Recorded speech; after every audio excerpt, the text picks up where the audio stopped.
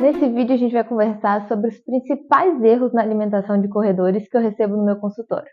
Eu separei aqui um top 4 de erros mais comuns. Vai marcando aí quais que você está cometendo e depois me conta. Em primeiríssimo lugar, priorizar os suplementos frente à alimentação. A suplementação pode fazer total diferença na sua performance, mas se a sua alimentação não estiver muito bem organizada, o suplemento vai ser dinheiro jogado fora. Você vai aprender em outros módulos que os suplementos fazem alguma diferença na performance, mas é coisa assim de 2%, 3% na sua performance total. Então a suplementação é uma coisa bacana de ser pensada quando você já é um corredor mais experiente. Se você está começando, prioriza começar pelo começo, que é pela alimentação. E já que estamos falando de alimentação, o tópico 2 é comer pouco carboidrato. E quando come carboidrato, come muito carboidrato simples, que é o nosso conhecido açúcar. Todo corredor inteligente tem carboidratos na dieta. O carboidrato é sim a nossa principal fonte de energia, mas a gente não pode escorregar na qualidade e nem na quantidade do carboidrato. É muito comum a gente ver ali dicas de pré-treino práticos na internet, de corredores mais avançados que usam ali mel, pãozinho com geleia, pão com doce de leite, e podem entrar ali numa estratégia de combustível para sua corrida. Mas se você é um corredor iniciante e ainda não tem um aporte de carboidratos bom na sua dieta, não adianta ficar pensando nessa fonte de energia rápida, que pode até atrapalhar no seu desempenho se você não tiver com a sensibilidade à insulina em dia. O excesso de açúcar pode causar um pico de glicemia e depois do pico tem a queda. E aí que a gente encontra a fadiga, cansaço, um excesso de fome, uma cascata de acontecimentos pela falta de planejamento nutricional. Então para pensar qual que é o tipo de carboidrato que você está comendo. O tipo de carboidrato que você está consumindo é mais dessas partes de guloseimas, de doces, como geleias, doce de leite e mel, ou você tem um aporte de carboidrato legal, que vem ali das batatas, dos vegetais, de feijões, que são esses carboidratos ricos em fibras.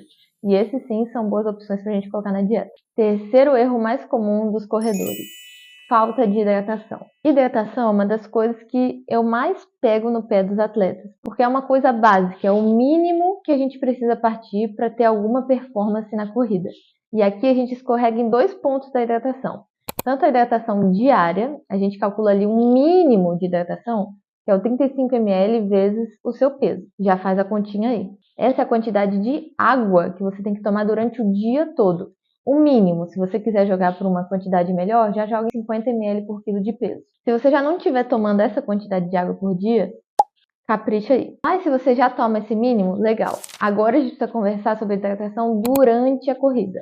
Eu vou fazer alguns módulos específicos sobre hidratação durante a corrida, mas eu já adianto. Precisa tomar água enquanto corre, principalmente quem sua muito.